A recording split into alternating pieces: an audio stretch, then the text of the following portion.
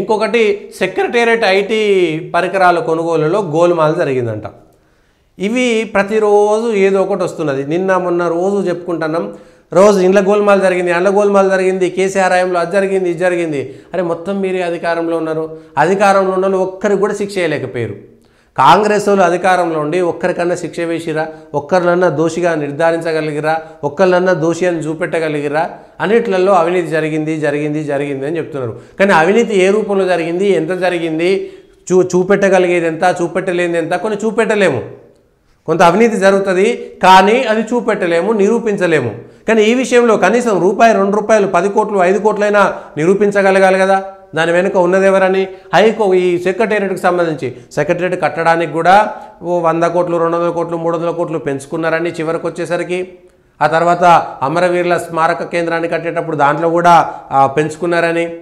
కాళేశ్వరం అంచనాలు కూడా పెంచి 30,000 కోట్ల నుంచి 1,00,000 కోట్లు చేసిరని అన్ని అనుమానాలు ఉన్నాయి. ప్రజలకు ఏదో తేడా ఉందనేటువంటిది అర్థమవుతుంది కానీ కనీసం రుజువు చేయడంలో విఫలమవుతుంది. కొంచెమైనా రుజువు చేయాలి కదా.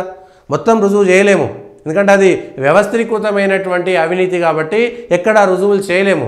అంతా మంచిగానే పోతున్నట్టు అనిపిస్తుంది కానీ ఏం అర్థం కాదు. ఒంటికి నూనె రాసుకొని జారిపోయినట్టే అనిపిస్తుంది. అది ఏ ఒక్క చోటైనా సరే ఒక్కటైనా నిర్ధారించగలగాలి కదా. మరి ఈ విజిలెన్స్ ఎంక్వైరీలో 325 కోట్లు గోల్మాలైనాయి. ఎట్లా గోల్మాలైనాయి?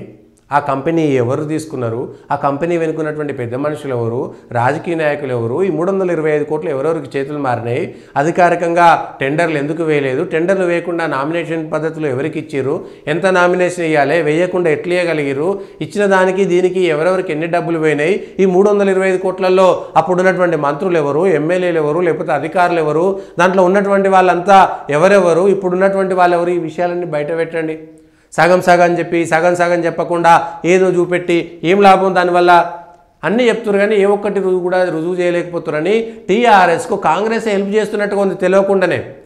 టీఆర్ఎస్ అంత తప్పు చేసింది, కేసీఆర్ అంత తప్పు చేసిండు, 100,000 కోట్లు సంపాదించారు తెలుస్తుంది, కోట్లు సంపాదించారని అర్థమవుతుంది. కానీ రుజువు చేయాలి కదా, ఒక్కటన్నా రుజువు చేయాలి కదా.